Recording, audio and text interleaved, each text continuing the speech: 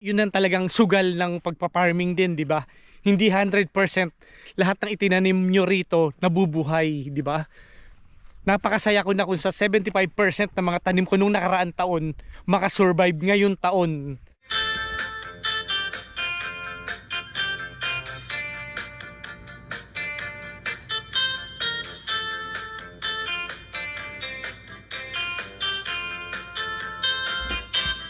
Magandang umaga mga kapanyero. Ito, welcome back po sa ating channel. Ito, kadarating lang natin dito sa farm. Ito, mag-iinat-inat ulit tayo. Nako, sa isang oras na biyahe natin dito, nakakapagod rin. Ang tagal kong hindi nagpunta rito. Dahil ngayon mga nakaraan linggo, sunod-sunod ang ulan dito. Kaya nagpa-cancel na ako. Pati yung pag-appointment natin sa pagpunta natin doon sa tinitingnan nating bahay na pwede nating bilhin, pwede nating ilipat dito. Yung pag-appointment ko ron, pinakancel ko rin dahil nga umuulan sa mga lugar na to. Pero ngayon mga kapanyero, ito, nandito tayo sa harapan ng ating farm. Ayan, ang ganda na naman tingnan. Sandaling-sandali lang to mga damo na to mga kapanyero, at magtataasan na to. Mga 2 linggo lang yan, kailangan i-mower na natin ito. Nakadarating lang natin, pero ang ganda na mga kapanyero ng ating farm. Ayan, oh.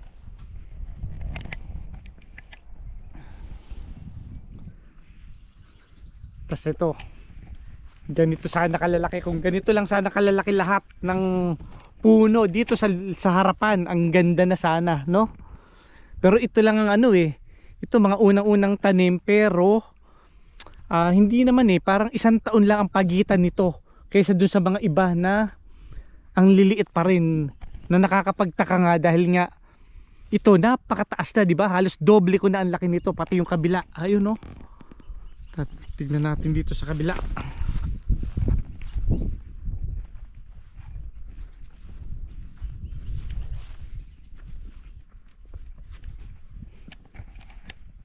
Ano, ayan, ang ganda na. Sana kung itong ganito ngayon, yung kadiretsuhan na to, puro ganito na sana kalalaki. Kung nalagyan ko ng plastic lahat nung nasa harapan na yan, siguro ganito na rin sila kalalaki. Kasi halos sabay-sabay yan lahat ang pagtatanim ko. Kasi nga portion, di ba? Nung unang mga taong ko, parang ito, tapos sumunod yung gilid, sumunod itong kabilang side. Ganun ang ginawa ko pero nakakapagtaka nga. Ito lang ang mga naglakihan. Itong 2 nasa harapan na to. Kaya nga ito, inuulit ko lang, baka yung pagkakalagay ko ng yung pagkaka-cover ko nitong area na to, saka biglang lumaki yan Kaya ngayon mga kapanyero, ang gagawin natin, maglalagay tayo ng mga black plastic dito sa harapan na to. Siyempre, mahaba rin yan, marami rin puno yung nakalagay na yan. Itong araw lang na to, ito ang project natin sa pagpunta natin dito, itong area na to. Tapos sa mga susunod na linggo, yung kasunod naman na yon, yung area na yon. Yan ako, inat-inat muna tayo. Nakakangawit din sa pagmamaneho. Yan, nararamdaman na natin na medyo nagkakaedad na tayo. Dahil nung unang mga taong ko rito, siyempre excited, tanim rito, hukay dito, hukay doon. Ganun ang pinaggagawa ko rito. Pero ngayon ko nakikita mga kapanyero, yung mga itinanim ko, ayan, ang gaganda, puro buhay, di ba? Tara, ayan mga kapanyero, buksan muna natin yung gate natin para makapasok na tayo. Siguro naman tuyo na yan, kaya makakapasok na tayo. Pero subukan muna natin na maglakad sa loob kung talagang tuyo na, di ba?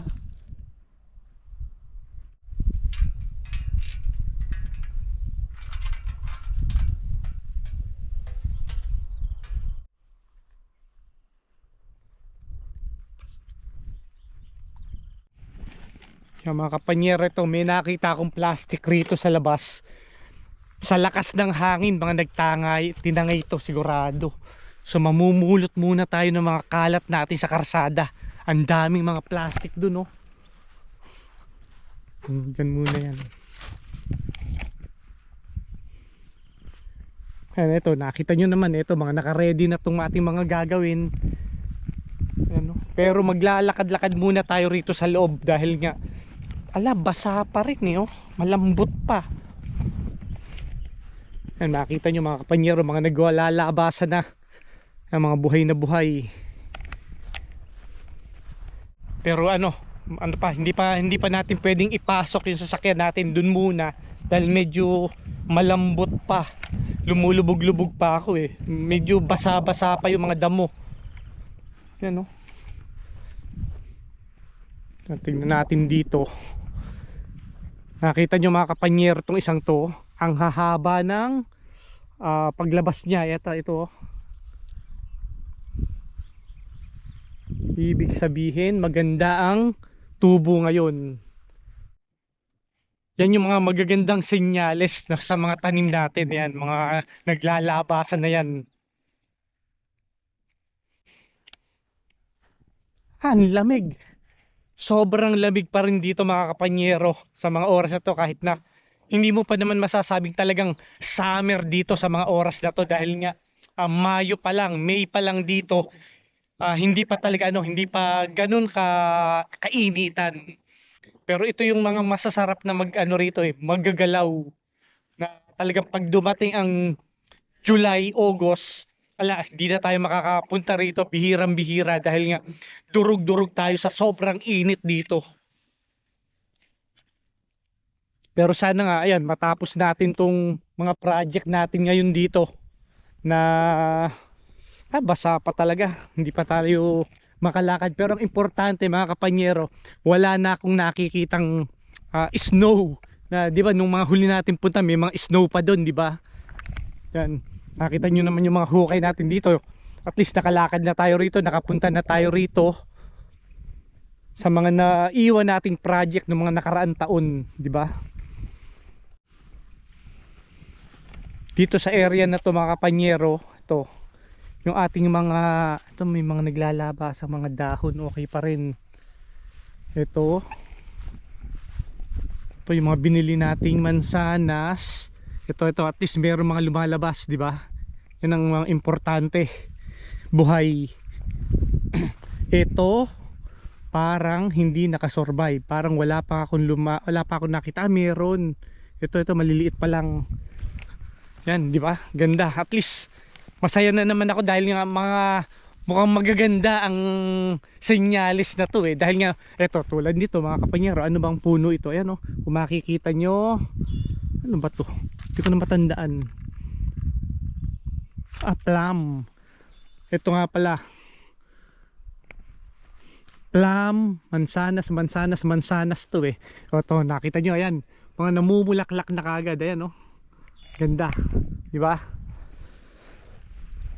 Ang titignan natin itong mga mga raspberry na mga itinanim natin noong karaang taon, parang kokonti yata ang ito, nagkakadahon naman yung iba. Pero meron ako nakitang walang dahon na lumalabas pa. Siguro sana maglabasan pa sa mga susunod na linggo. Ito tulad nito, wala pa akong nakikitang lumalabas na dahon. Ito meron. Ayan oh, ang buhay pala.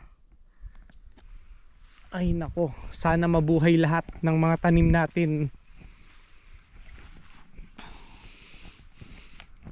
Pero yun naman, di ba, lagi ko naman sinasabi sa inyo na sa pagpa-farm naman, hindi naman 100% na nabubuhay. Kumbaga 80% lang na makita natin o kahit 75% lang taon-taon na may nabubuhay, okay na yun. Kasi hindi talaga yun ang talagang sugal ng pagpa-farming din, di ba? Hindi 100% lahat ng itinanim nyo rito nabubuhay, di ba? Napakasaya ko na kung sa 75% ng mga tanim ko nung nakaraan taon makasurvive ngayon taon. Dahil nga, yun, ulitin ko lang din naman na talagang noong unang-una ko 100% lahat patay. Yun ang masakit nung mga unang-unang taong ko rito. Kaya nga ngayon, ayan, makita nyo ito, mga tanim pa rin natin to. Ano? Ito, bakit wala pa? Pero meron buhay. Makita nyo mga kapanyero yung kapitbahay natin dun, no? Dalawang malaking bahay na kagad ang naitayo nila. Dalawang malaking bungalow, di ba? Pero sila diyan mga kapanyero, 4 lang sila diyan mag-asawa tsas dalawang magkapatid ang nakikita ko noon. Pero ang laki, oh, dalawang malaking bahay kagad yung gumagawa pa rin sila, di ba? Dalawang sunod na taon, dalawang malaking bahay kagad ang naitayo nila, di ba? Samantalang tayo rito, tayo yung mga unang-una ritong nagaganito. Ito lang ang ating naipundar dahil nga napakabigat talaga ng ano rito, ng pagpapabuild ng bahay. Napakamahal talaga ng mga materyales dito ngayon. Buti nga tayo mga kapanyero, kahit papano nakapagsimula tayo nito, di ba? Nung 2020 na kahit papano yan, nakapagpatgawa tayo, nakapundar tayo ng kahit na maliit na tambayan dito, di ba? Dahil nga kahit naman, dahil alam nyo naman na hindi naman tayo rito nakatira, laruan lang naman to, na masaya na tayo na nagkaroon tayo ng ganito. Pero uulitin ko lang rin, di ba? Mahirap din na magkaroon ng farm dito. Dahil nga napakalaking budget, malaki ang gastos, malaking nakakapagod rin na maggagalaw rito. Pero ang makagandahan naman, nakauna ako dito sa na magkaroon ng ganito, di ba?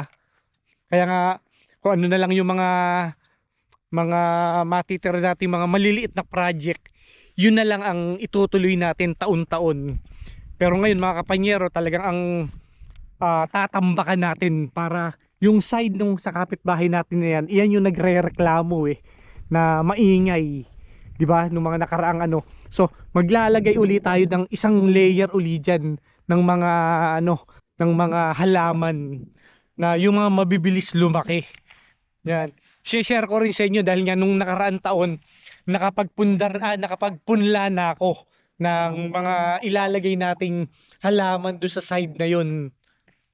Share ko rin yan pagbalik natin kasi kanina nag-check din ako, nakita ko may mga naglalabasan ng maliliit. Mga 2 linggo pa siguro mga kapanyero bago ko maipakita yun, maibideo yun kasi napakaliliit pa. Naglalabasan pa lang sa buto. Ayan, para tignan natin ito mga kapanyero. At least may mga nakikita na naman tayong lumalabas na halaman dito. So nakita nyo naman yung mga pula na yan, di ba? Sabi ko naman sa inyo, ayan, oh.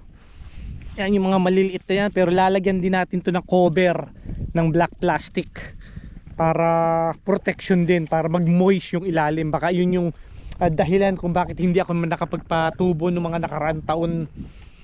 Pero ito at least mga buhay naman, ayan, oh. Maliliit pa siya pero ito, at least ito malalaki na to. Yan. Kasi maganda ang tubo, di ba? Yun. Yan, may mga bunga na, yan, oh. At least kahit na papaano buhay, di ba? Ito pa yung iniisip ko mga kapanyero, itong kinatatayuan natin na to, nakita nyo naman, hindi na mapasok-pasok ng mower natin to dahil nga masyadong ano to yung hindi siya pantay itong area na to. Mahirap pasukin ng mower, masisira yung blade natin dito.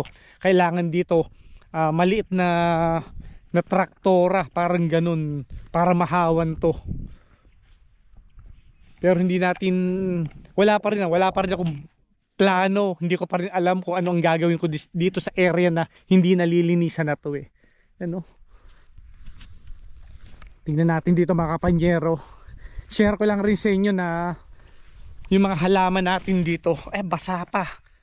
Ay nako, putik. Ang lamig sa paa. May tubig pa sa area na to.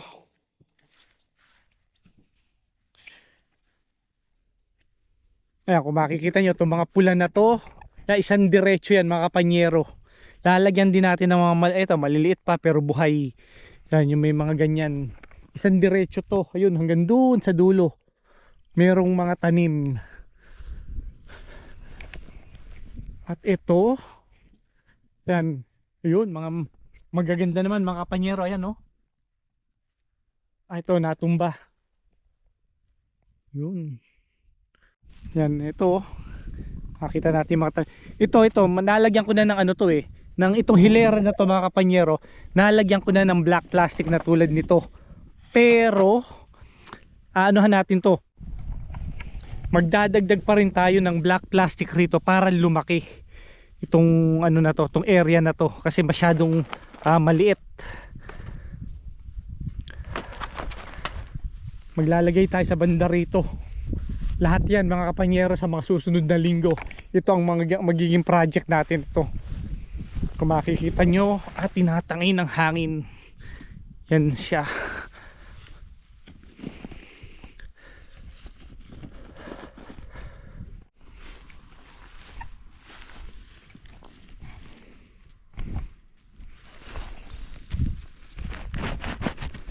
Ito yan oh, ang gaganda rito oh. At least itong 5, ito buhay na buhay oh. Mga malalaki na. Tumaas lang to ng kasing taas natin. Pero ito wala itong mga plastic rito eh. So lagyan natin ng tigi-tigisa para magkaroon ng protection para lumaki, mas mabilis lumaki. Ito pa.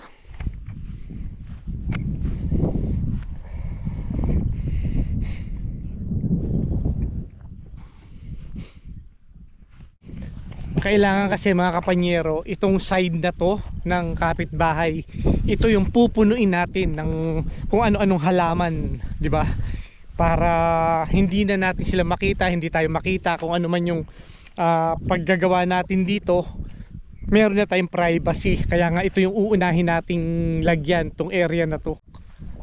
Kaya yan mga kapanyero, gawa muna tayo para yung area ng harapan matapos na natin ngayong araw na to, para sulit ang pagpunta natin dito, di ba? Nakita nyo naman no, ito na tayo. Marami pa tayo mga kahoy-kahoy dito na kung anong mapaggagawaan. Ayan no. Yan, maganda ng tubo. Ayan no, kung makikita nyo mga kapanyero, tong ito siguro mga 3 taon na to, tong tanim na to. Galing rin din to sa sa Edmonton. Yan. Pero hindi ko binili to mga kapanyero. Ito, share ko lang sa inyo. Ito, parang patubo lang din to sa Edmonton. Pero mga 3 taon na yan. Yan oh. Pati ito. Yan pa, ito yung isang magaganda. Kung makikita nyo, napakabilis na ng paglaki nito, 3 taon. Dahil nga na may cover dito. Oh. Ayan oh. At sana yun yung pagko-cover natin ang makapagpabilis lumaki sa mga halaman dito, di ba? Yan, kung makikita nyo, ang ganda na rito. Pero ang problema, parang sa nakikita ko mga kapanyero, kung makikita nyo yung araw na yan, kung makikita nyo yung kapaligiran natin, malamig, makulimlim, cloudy, hindi ko alam kung ulan yan. Ayan no.